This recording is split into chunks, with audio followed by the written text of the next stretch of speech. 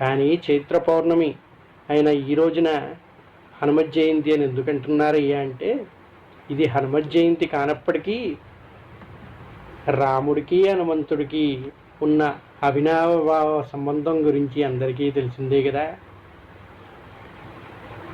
లక్ష్మణుడునైనా విడిచి రాముడు ఉండగలిగేవాడు, కానీ హనుమంతుడిని విడిచి ఒక క్షణం ఉండలేకుండా ఉండే పరిస్థితి కలిగిందంట శ్రీరామచంద్రుడికి.